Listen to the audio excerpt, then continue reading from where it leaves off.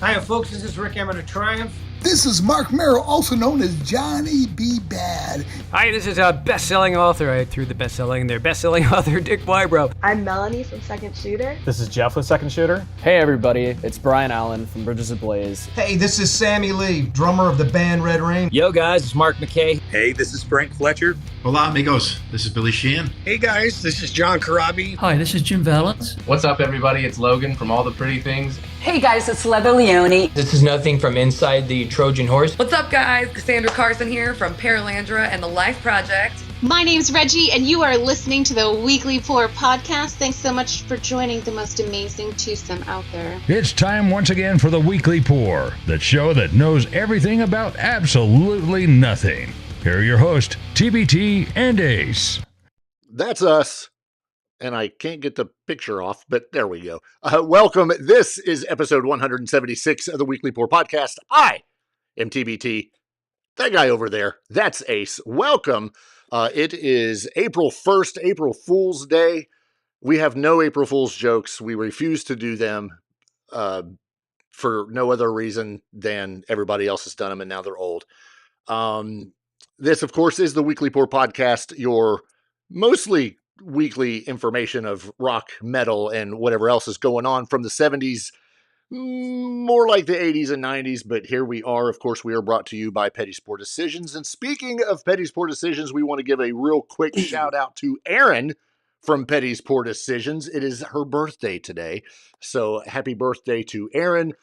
We do not have a happy birthday song. I'm sure if we could get moderator Natalie on here, I'm sure she would sing. But we ain't got time for that. So we'll just say happy birthday to you. Yay.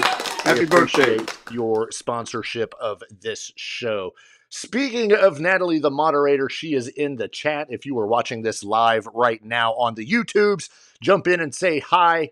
She's in there, as well as Mama TbT, Mrs. TbT, Swath McFrick is in there.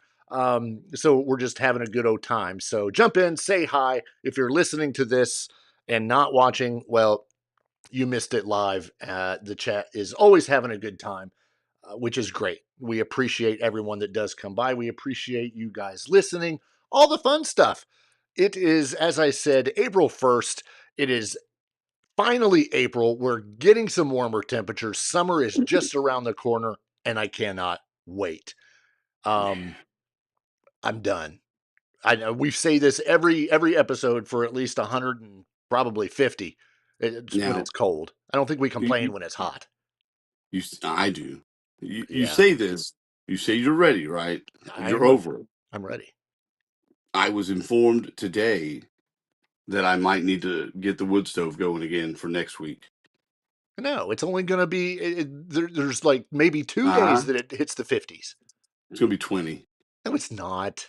20 degrees. It is not. Yes. No, I'm going to pull it up right now. And if you're wrong, let me see. No, it's not. It's not.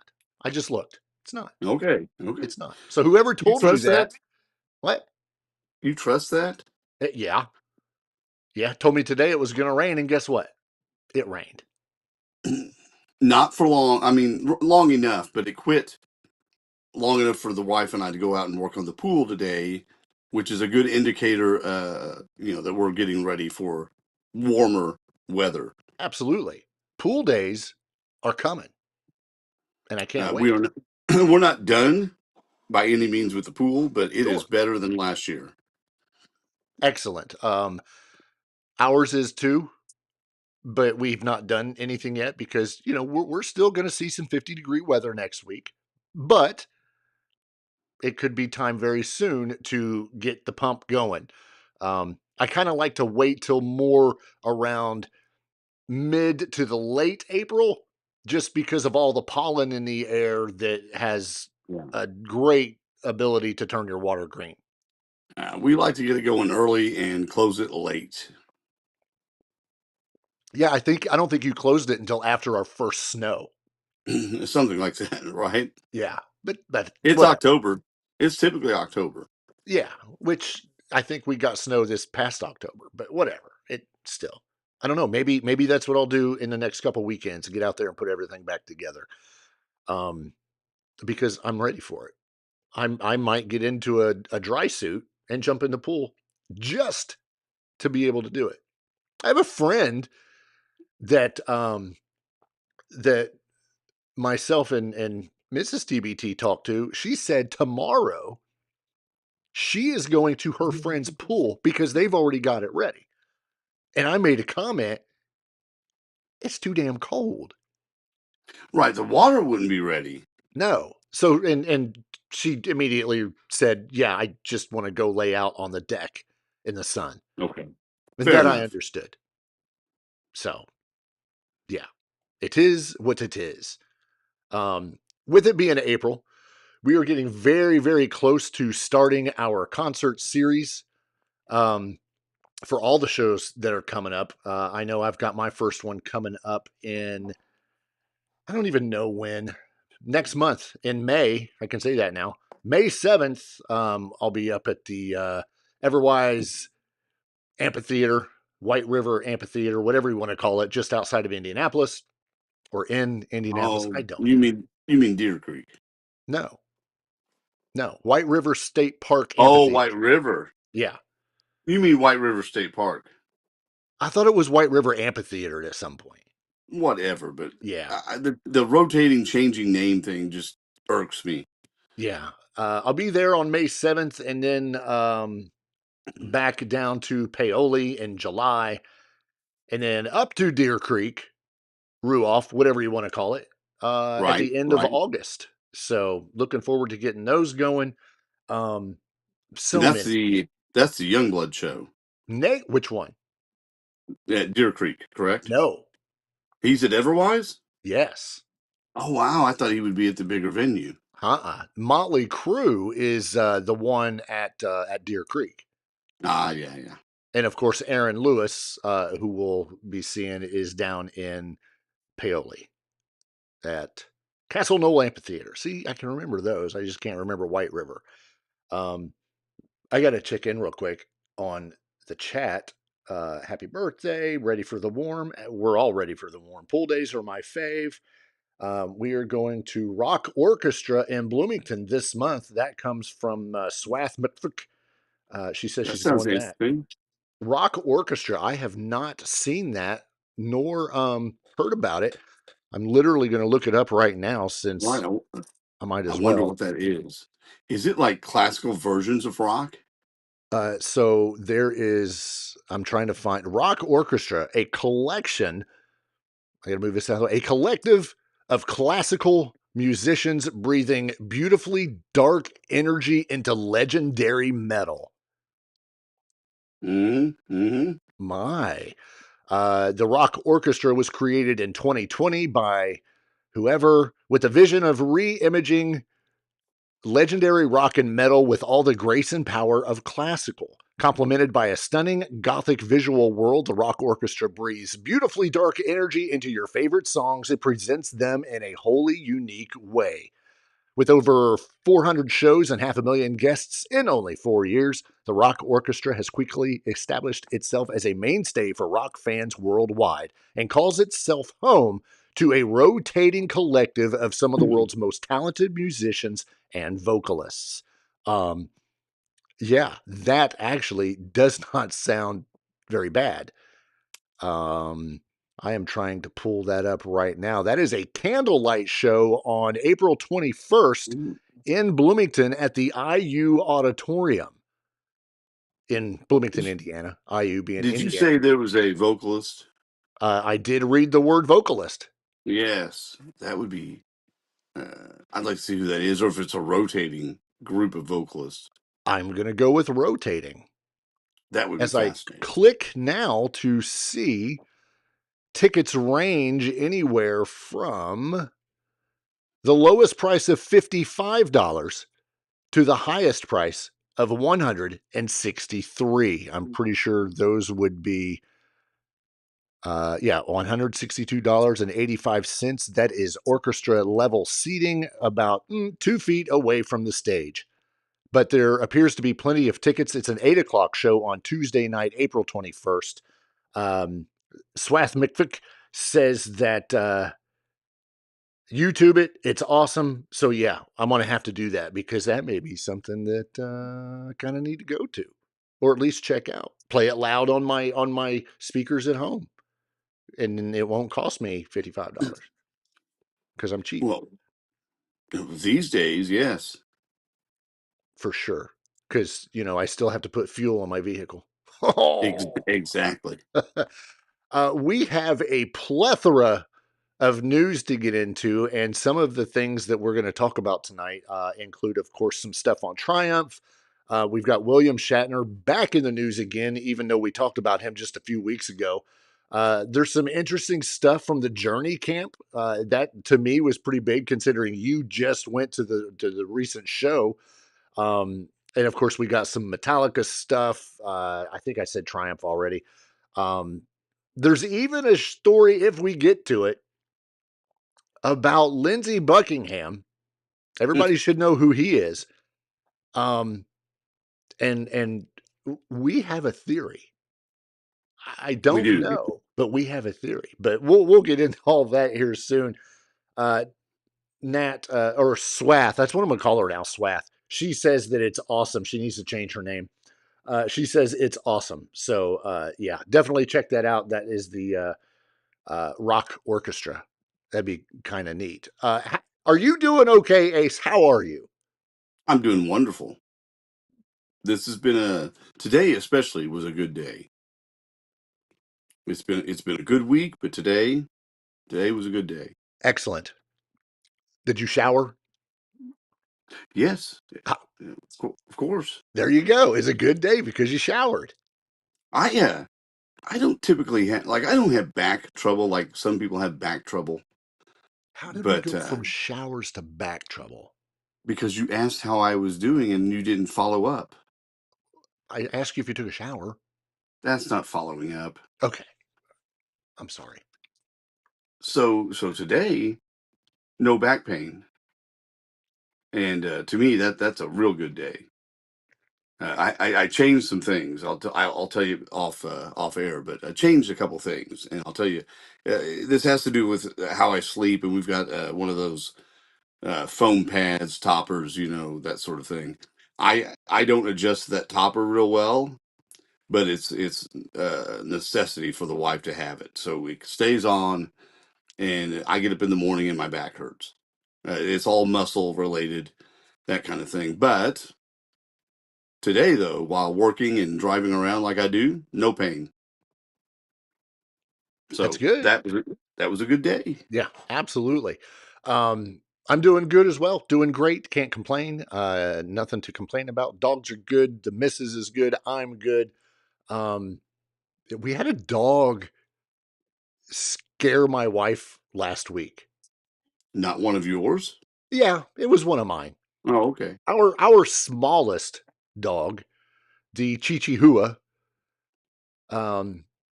he sleeps in a kennel. We get him up. He goes outside, comes back, eats, does his stuff, but when we leave the house, he stays in the kennel. Yeah, I've never seen him out of the kennel. He's out every day, every night. So we get up one morning, I leave, go do my work, go to the job, and she's still here. And she goes to get him out. And she rattles the cage. Come on, buddy, time to go out. Didn't move. Ear didn't twitch, nothing. And she's like, what the heck? Even reached in, poked him. Didn't move. Nothing. And she's like, oh my gosh. Immediately grabs her phone to start getting ready to text me. Like I was going to turn around because, I'd just say stick him in the freezer. But she's freaking out. And she's like, oh my gosh. Picks up her phone, getting ready to text. And she hears, like he just let out a big sigh. He got up, stretched, and he's like, okay, let's go out. Homeboy was in dreamland so hard. Siesta. Yeah, that's exactly what it was. He wasn't going to get up. Scared her to death. Because this dog is 15 years old, if not more. Right. So, we figured, well, that was the time. Apparently it wasn't. He was just sleeping really, really well. You've got 15 more years of that dog. I know. Probably. That's okay. I'll take it. He doesn't do much but sleep and eat and whine when he can't find his horse. We won't get into what he does with his horse because that's not important. We just mentioned a while ago that William Shatner was back in the news. We talked about him a few weeks ago. Of course, what we talked about was that at 95 years old, William Shatner, yes, we're talking about the William Shatner from Star Trek, TJ Hooker, and Boston Legal. Everybody knows who William Shatner is. We talked a couple weeks ago, I think, that he is working on a heavy metal music project. And this work continues because it's highly anticipated. And I can tell you it really should be, because if you've never listened to something William Shatner's done, do yourself a favor and check it out. It is a treat. I'll put it that way. Well, here just a few days ago, it was announced that a major collaboration is going to happen on this album that is sure to electrify fans worldwide. William Shatner has officially recruited none other than iconic frontman of Judas Priest, Rob Halford, who will join him on William Shatner's version of the classic metal anthem, You've Got Another Thing Coming. The collaboration pairs William Shatner's unmistakable spoken word intensity, and I'm not kidding, and neither is Ace when we talk about how intense his spoken word is. But his spoken word is going to be paired with Halford's, of course, soaring powerhouse vocals, creating a bold and unexpected take on one of heavy metal's most enduring tracks. There were a couple quotes, one from Shatner and another from actually Rob. William Shatner says, I've always been drawn to the energy and storytelling of heavy metal. Working with Rob on this track brings that intensity to life in a way that feels both timeless and entirely new. Rob Halford says, I'm sorry, it's comical, but I cannot wait for this. One life I'm going to live it up. William Shatner is boldly doing that more than ever, and I am honored to reinforce this message with him. Taking flight, I said I'll never get enough.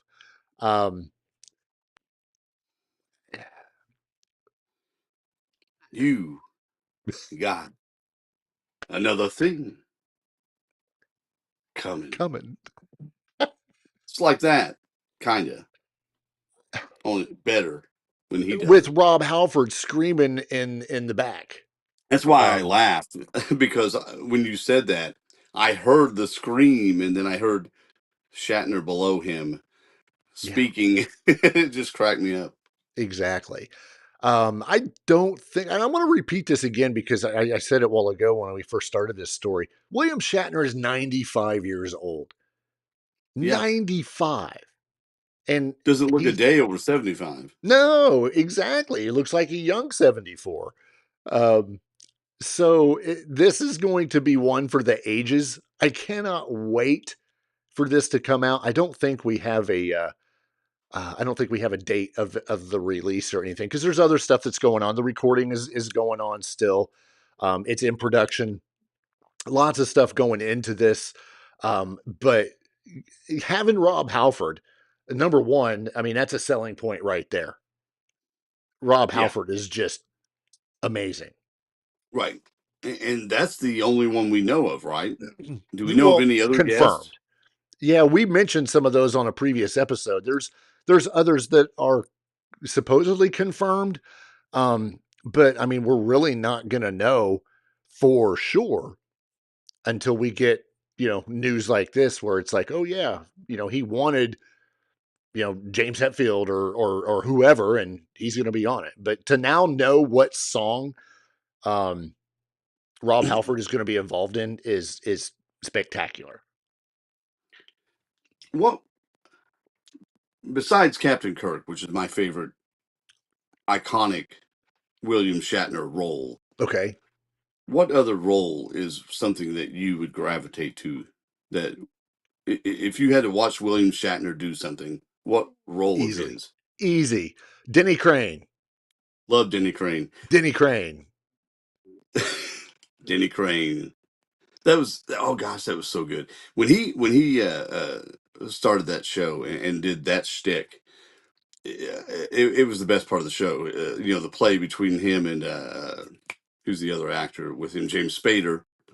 Who But I'm a huge fan of from the 80s. Yeah, right. He's great in everything he does. But another one that made me think, as I'm looking through here, T.J. Hooker was just absolutely over the top, ridiculous. Yeah, that you have to love it. But yeah, Boston Legal was a fun show, but he made the show, I think. Well, and we talk about this being, his voice and the way he's going to do these songs, and you gave a perfect example. This is the same guy that hosted Rescue 911 when that was a huge series, and 90% of that was just his voice, with all this footage and talking to victims and rescuers and all that. But it was William Shatner. Yeah, he's very good. Denny Crane. Denny Crane. Mad Cow. I always liked when he would talk about having the mad cow disease. Yeah. That, and then oh shoot, I lost the thread, but he's always got something going on in the hopper. This guy is 95, you said? Yeah. And is not going to sit still waiting for someone to offer him something. He's just going to do it. Yeah, exactly. And that's what this record is. And of course, once we get more information on it, we'll be sure to release it. I can guarantee you right now that when there are videos or whatever that come out, we will be posting those on our social media because you have to. You absolutely have to. We should have finished with that story because that's such an upbeat, comical story. Right. But it's so awesome. But moving on. One big thing that came out late last week, I think just a day before or a day after our last week's show, it was October and November of last year, and we had talked about this, of course, previously as well. Bryan Adams completed his run of arena shows in October and November of last year. Of course, that was with Pat Benatar and Neil Giraldo. They have announced another run of shows, all three of them together. The new dates, which continue Bryan Adams' Roll with the Punches tour, will kick off at the Enterprise Center in St. Louis, Missouri on July 24th and wrap up on August 16th. So we're really only talking a couple weeks here. It's wrapping up in Milwaukee. The shows are in addition to his previously announced run of scheduled 2026 shows in South Africa, Tanzania, Morocco, Europe, and Canada, as well as his residency at the Wynn in Las Vegas. And we've got all those dates down here. If anybody is going to South Africa, he will be there later this month. And then his Las Vegas is the 3rd, 4th, 5th, and 6th of July.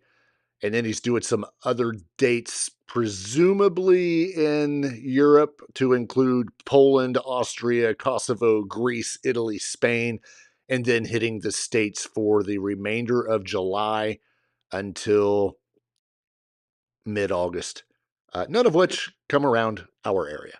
You better be ready to sit and enjoy this show. I'm looking at his most recent concert, which was in Bogota, Colombia on March 20th. Yeah, did you see the list? 31 songs. Yeah. 31 songs. Did you also see the footage of the guy jumping on stage? No, I did not. Bryan Adams kicking off summer of '69 just got through the intro, that iconic guitar intro. Some dude jumps up on stage and sings like the very first verse. Oh, does he really? Yeah. And Bryan Adams just kind of steps back. Dude sings drunk off his butt. Not Bryan Adams, the guy that jumped up. And then they escorted him out and they continued the song from where he let off. Oh, that's great. They didn't start over. No. They just picked it up. Yeah, just picked it up from where it was. It's pretty epic. But yeah, be sure to check that out if you want to go see Bryan Adams, because that's got to be a monstrous show. Or just take a trip up to Canada. He is such an international star. Yeah. As well as big here in the States, but these days, not that he's diminished here, but these days he may be bigger in other countries, and that's one reason the set list is so eclectic, because here I think we would be more preference to want to hear songs from Cuts Like a Knife and Reckless, and that run through there. But overseas, he is still punching out radio hits. Yeah. So you get 31 songs. I'd have to see what Pat's doing, but I doubt it's that much. Probably not. But there's only one person I could think that would be more popular from that era, and that's Denny Crane. Denny Crane. Good stuff. That's not going to get old at all. You should, at work, shake hands and introduce yourself that way. You know what? That's not a bad idea. Denny Crane. Oh, you could use your name. No. TbT. BT. Yeah. I'm down. I'll try it tomorrow. Again, it seems like this foundation is in the news almost weekly now, because I think this is the third week in a row that we have mentioned them. But Metallica's All Within My Hands Foundation, a wonderful foundation that helps out different things, has recently donated $125,000 to flood relief efforts in Hawaii. They did that through 3 local organizations in Hawaii. There's no way in the world I'm going to try and pronounce those. If you're not familiar with it, Hawaii has had the worst flooding in 20 years that has left Isn't thousands. That crazy? Yeah, it's ridiculous. It's left thousands of people facing the monumental task of cleaning up from their damaged homes. Of course, those storms are really out of the area now, but more than a foot of rain. We're not talking snow. A foot of rain.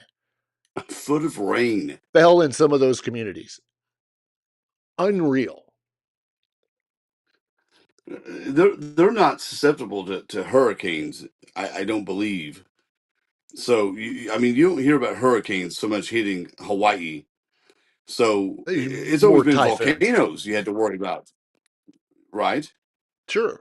But apparently excessive rain is also a concern. Well, there's only so far the water can go on an island. And when you get a foot, we're talking the norm stuff that you see around here, or in the States, the continental U.S., when you get lots of rain. Homes off of their foundations, just getting swept from floodwaters. Cars floating out of their driveways.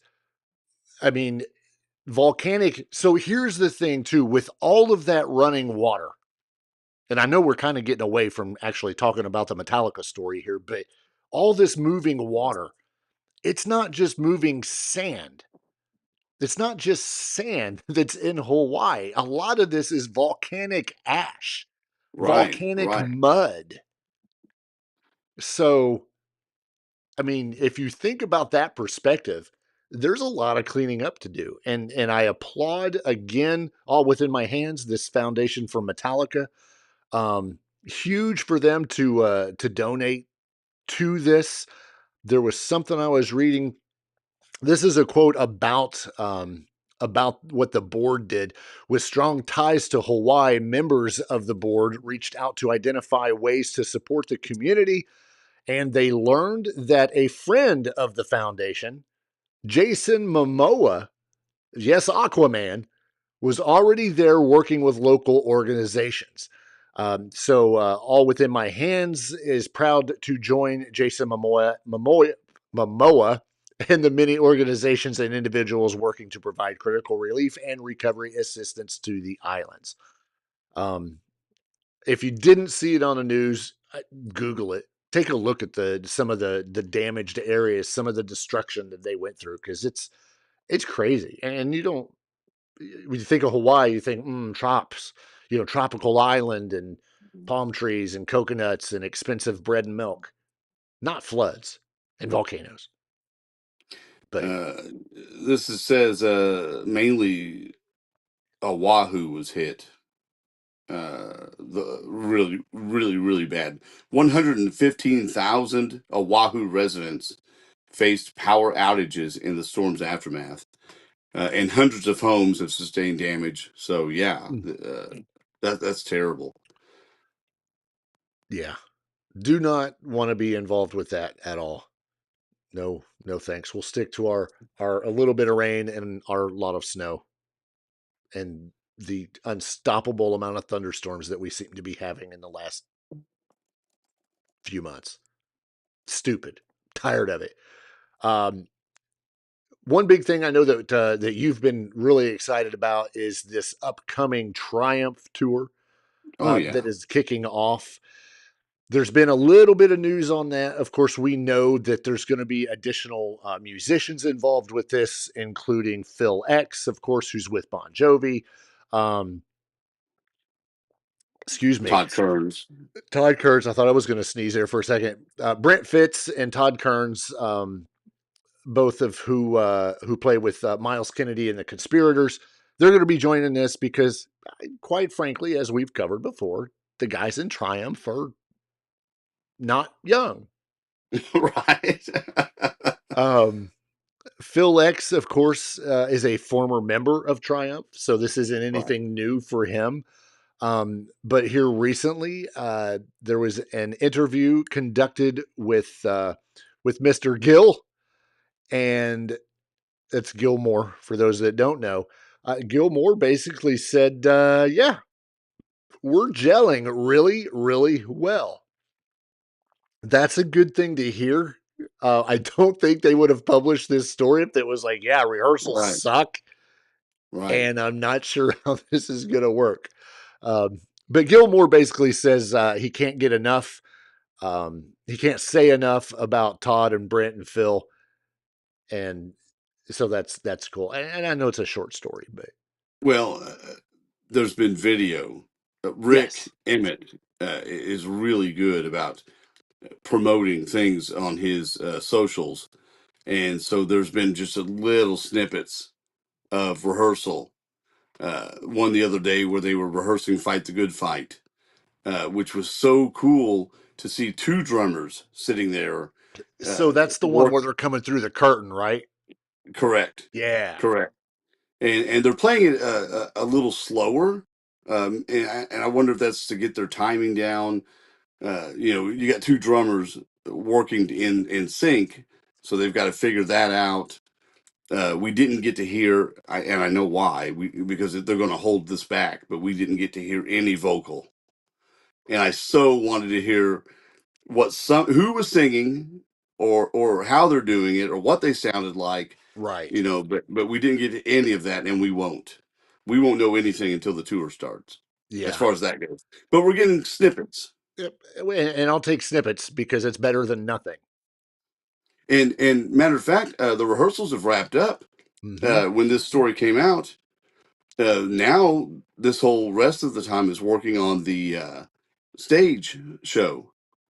And Triumph is known for their large stage shows and laser lights and all the things they do. So now they're working on, I think, the computer syncopation, the flash pots and all the things they do, getting that lined out. And in the meantime, still working on the music. Yeah. And it's good to hear that everybody's gelling well, which of course, there wasn't going to be any doubt about that. One of the things I found interesting about this quoted interview is that Gilmore also said how good they are. They're not just fantastic musicians; they're great people. Him and Rick Emmett, of course, feel like we've got this brotherhood that's just come out of thin air almost. And of course, we're really hoping Mike's going to be with us as much as he can and actually get to experience those guys the way Rick and I have. We'll get our fingers crossed there. So it's good to hear. It's not just somebody announcing a tour. Yeah, we're going to do this. And then they're not going to rehearse. They're just going to wing it. These guys are going all out. And I think a lot of people are going to end up being very surprised at how this turns out, which I really hope. I hope it's great. I think it will be great. And I think because we have these additional musicians, you'll get you won't get 31 songs, but you're going to get a full set list, to cover the gamut of this band's history. Yeah. I think. Exactly. If you haven't been paying attention to our social media, you probably do not know that we didn't release it, but we posted. We released the Black Label Society new track that is called Ozzy's Song. I watched the video and immediately had to post it because it is absolutely epic. The song itself, who cares about the video? Just go listen to the song. But if you want to see... Which is what I did. But have you watched the video? No, I listened to the song specifically. You must watch the video. Very cool. Lots of good footage, older footage of Ozzy. Of course, Zakk Wylde is prominently featured in the video because, obviously Black Label Society. He covers all the guitar players in that video, doesn't he? Yes. Yeah, including John Holmes or Joe Holmes. John Holmes. Did you say John? I want to leave that alone. That would be a long talk. The song itself is absolutely epic. Sorry, I didn't mean to choke you up there. Sorry, did you get it caught in your throat? The song itself is absolutely epic. It is a piano-driven song, and the song itself does not actually mention Ozzy, like by name. But Zakk Wylde alludes to seeing the Prince of Darkness numerous times and, different memories and stuff like that. One of the probably the most badass things that I found out about this song and had no idea. And when I read it, I was floored because I wasn't really expecting that. But Zakk Wylde was even encouraged for this song to take out his Holy Grail. And if you don't know what that Holy Grail is, that is his 1981 Gibson Les Paul Custom that he wrote his first Ozzy song, which was Miracle Man. He wrote that on that guitar. As a matter of fact, he used that on like all of the Ozzy albums. But so it is a very iconic, I think, I could be wrong on that, but it is a very iconic guitar. And for that to be brought out for this song, just watch the video. He wrote his first song on it and did all the records with Ozzy with that guitar. So yeah, I was right. It's right there. And he says, it only makes sense that I'd play the solo on this fiddle. It is an amazing song. The solo. Oh my Lord. Yeah. Yeah. Soulful. Ripping through emotion just through the instrument. Oh, such a good solo. It is such an emotional song in itself. Because as the listener, what this is about. I mean, it's in the daggone title of the song. It's Ozzy's song. And of course, it is, just by the way, it is the last song on their new album. Yes. But the solo, like you just said, that solo takes that song and just crashes your emotions. Like you're done. You're up like a rocket and then you're just done. Because this is going to sound cheesy, but anyone that plays guitar or listens to music can totally get this and understand. That guitar weeps that solo. And it is very epic. good. Yeah. And we post what we can on socials when we remember and all that, but that was just one of those that you had to listen to it. That is probably going to be one of the mainstream things to hear as Black Label Society continues their North American tour. There are lots of dates still going on. We've got the rest. There's a few dates here in April and then some in May. Of course, one of those I thought was going to be around here. It may have already happened around here. And you can guarantee that of any song from the new record, that will be included in the set list. Yeah. That song right there. I would be shocked if it wasn't. Yeah. I mean, I've not got through the whole record yet, but so far it's an amazing record. And I think that Zach wanted to put out an amazing record even more than you normally would, just to channel some Ozzy and do a tribute in a sense that, this one's for you kind of thing. Exactly. Not just a song, but the whole record. Right. And it worked because it's good. It's very good. I highly encourage everybody to stop what you're doing, push pause, go listen to it, and then come back because you have to finish listening to us. Some interesting news coming out of the Rock and Roll Hall of Fame. No. Believe it or not. As a matter of fact, look at your poll.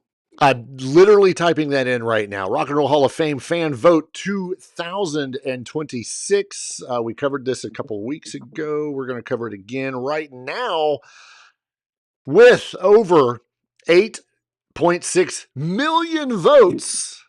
That's a lot. That, remember, this is just the fan vote. And as we already know, the fan vote really doesn't mean crap because we'll mention them again. Pahish was the number one leader last year, and they didn't get in. So this year, the leaderboard, and I'm pretty sure it was the same as last week, new edition with 953,000. I'm just going to read off the top 7 in the order they are listed. Of course, new edition at number 1, followed by Phil Collins, followed by Pink, followed by Luther Vandross, followed by Shakira, followed by INXS, followed by Sade. Those not making the top 7, of course, include Billy Idol, Iron Maiden, the Black Crowes, so on and so forth. I have a theory about that, too. I have a theory that rock fans aren't voting in this a lot or in droves because they know that some of these are acts that are represented just have a disdain for the Rock and Roll Hall of Fame for all the things that we've talked about and how they don't include rock acts nearly as much as they represent and include pop, rap, hip hop, country. Kathy just told me there's no R in Sade, but you're right. But go listen to her say it. On February 25th, when the Rock and Roll Hall of Fame revealed its diverse 17-strong list of acts nominated for induction in 2026, Iron Maiden was once again included in what marked the band's 3rd nomination after previously failing to get in back in 2021 and 2023. An interesting thing about that, there was somebody missing from the list of Iron Maiden band members that did at the time include Bruce Dickinson, Steve Harris, Nico, Adrian Smith, Dave Murray, and Janik. And then former guitarist Dennis Stratton, Phil Diano, I think I'm saying that right. Paul Diano. I said Phil. And former drummer Clive Burr. An interesting thing to note is that the singer from 25 years ago, who was actually on the first 2 albums, was not listed. Well, he actually, this is the guy. Paul Diano was on the first 2 records. Right. That is my mistake. This person that you're mentioning replaced Dickinson for a brief period of time. Yes. However, he was not listed as being a member that was going to be part of this induction.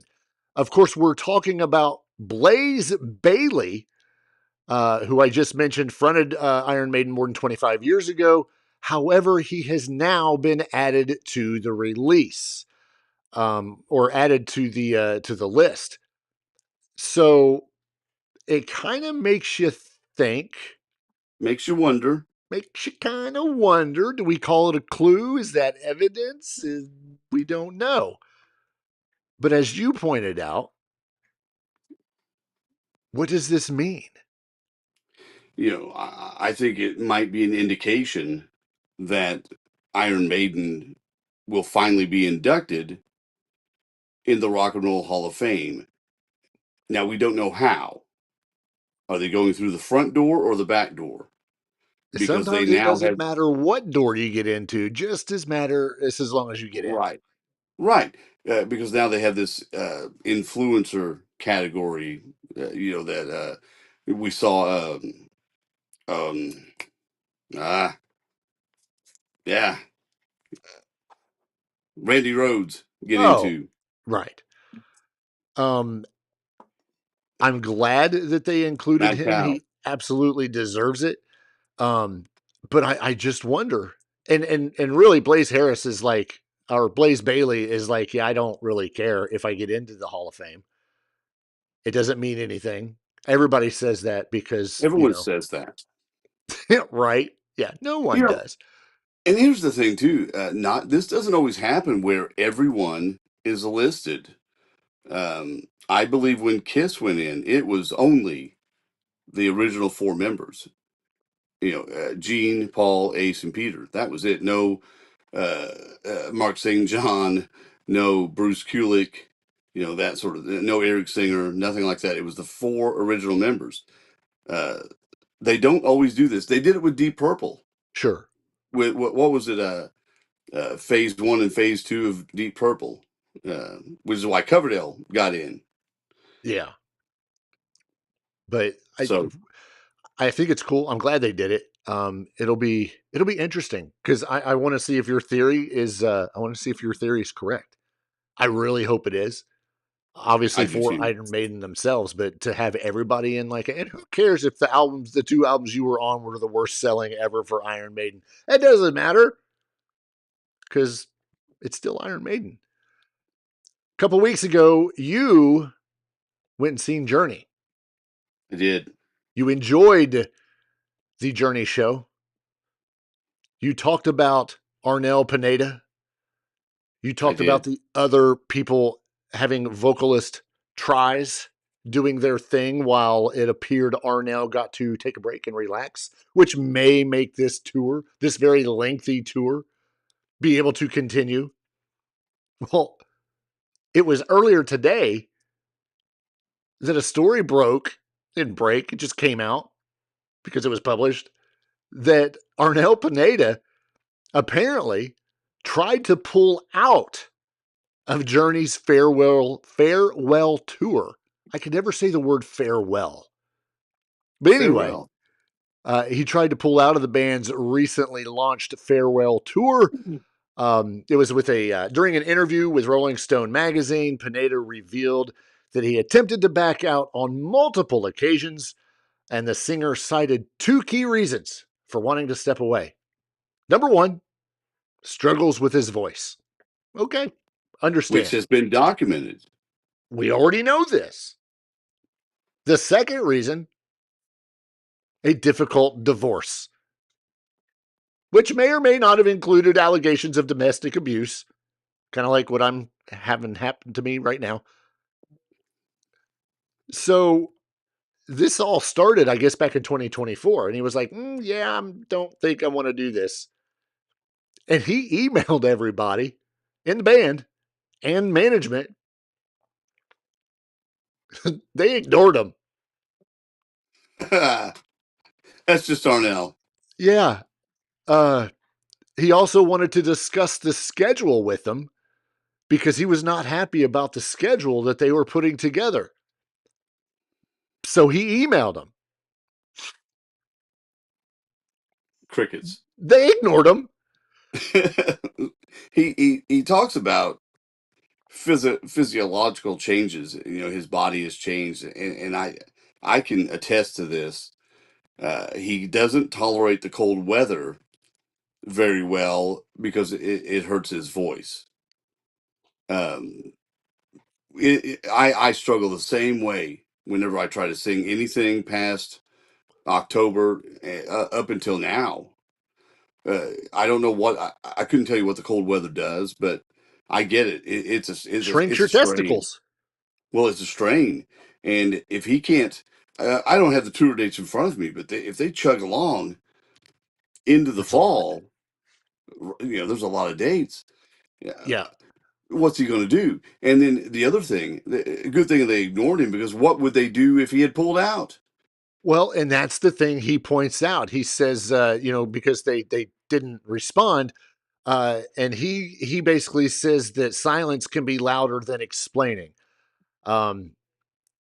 They didn't say anything, and despite his objections, Pineda is, of course, on the farewell tour. In his conversation with Rolling Stone, the singer admitted that much of his hesitancy was a byproduct of his divorce. He said that his personal problems really took a toll on him. It's not that he hated touring with Journey. He said it's like the same thing that happened with Steve Perry, who has a hip problem. Right. Pineda has a personal problem that's taken a toll on him. It was getting in his head, emotionally. Sure. He told him that he was a wreck and needed a little more time so that he could fix his family, but he still has to do this. Of course, they did not want to have to go and try to find a singer. This tour kicked off last month, March 2026, and is expected to run through 2027. So I'm looking real quick to see if I can. And this goes right into what I said when I reviewed the concert, which is, having three singers up there sing, not only singing backup, but doing lead vocals to give Arnel a break when he needs it. And it worked so far. So far, it's worked. Yeah. Because who else would they go get? They go find Steve O'Gerry and try to convince him to come back. Steve Perry ain't coming back. They can't get Sebastian Bach. Twisted Sister already grabbed him. He's already busy. So I don't know what they would have done. And if he hadn't been there, honestly, it wouldn't have been the same, in the sense that it's a farewell tour, allegedly. And this is the guy that's the longest tenured singer in Journey. He's just as identified to be in Journey as Steve Perry. I'll say that. Yeah, I think so. You and I remember Steve O'Gerry, but there's a lot of fans that period was so brief. There's a lot of fans that don't even know who that guy is. Yeah. But Arnel's been there a very long time. This is much like the constant singing changes with the band Chicago. Same kind of thing. Everybody remembers Peter Cetera, but then they're like, oh wait, who is that other guy that sang, like, I can't think of it. Saturday in the Park, or sure, right. There are some that continue with without that noticeable lead singer, but right before a tour, losing Pineda would have been horrible, devastating. Yeah, it probably would have ended up stopping it from happening, but luckily it didn't. The tour continues. I think because no one listened to him. Right, nobody listened, and I think this just happened to be one of those articles or interviews. He's like, you know what? I can let this out now. It doesn't matter. I'm on the tour. We're doing it. So that's a good thing. Speaking of touring, as we roll up to the last few minutes of this episode, fresh off of their first ever full U.S. run in support of Bad Omens, the band President will return this fall to the United States to headline venues across the continent for the very first time. The mysterious masked British rock band President continues to exist at the intersection of heavy metal, electronic experimentation, and cinematic atmosphere. They launched in 2025, and operate under a cloak of minimalism and anonymity. I love that name, or that word, anonymity. It reminds me of Shrek. Not Shrek. What's the little fish? Nemo? That's the one. Yeah. Anyway, President has been cultivating intrigue with each single and live performance. Of course, just a few days ago, President released the song Mercy. No more than what I think maybe two weeks from when they released Angel Wings. There's not a single song that this band has released that's like, meh, I can skip it. Because they grow on you like and I'm going to say this word, not meaning that this is what they are. It sticks to you like an industry plant because they're made to listen and grab onto your brain or something. I don't know. I'm super stoked that they're getting a headlining tour. Unfortunately, A headlining tour. Yes. That is insane to me. For a band that just launched last year. Right. And what is the amount of songs that we actually have to pull from? 6. 6 songs. I think 6 that have been released. I'm sure they have plenty more that have not been released. But they got to fill the set out with something. Oh, yeah. Yeah, if you've not taken the opportunity to take a look at President, YouTube that at some point and just go look at some of the live shows that they did with Bad Omens. There were many, many comments that were on these things that people would watch, and they would say they went for Bad Omens and left a President fan.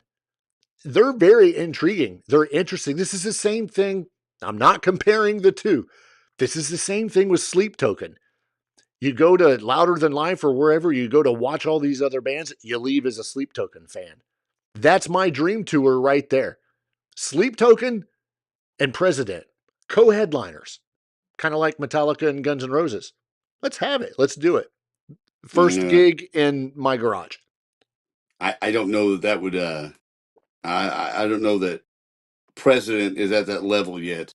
They're doing a headline tour. Let's not rush this and throw them up there with Sleep Token or Ghost or somebody. We'll see. We'll see. Just wait. So that's a high bar. You know it is. But have you listened to all of their songs? No. You sent me the latest one, and I did not get around to it yet. Wow, it's been like a week since I sent it. I know. I'm too busy listening to classic rock.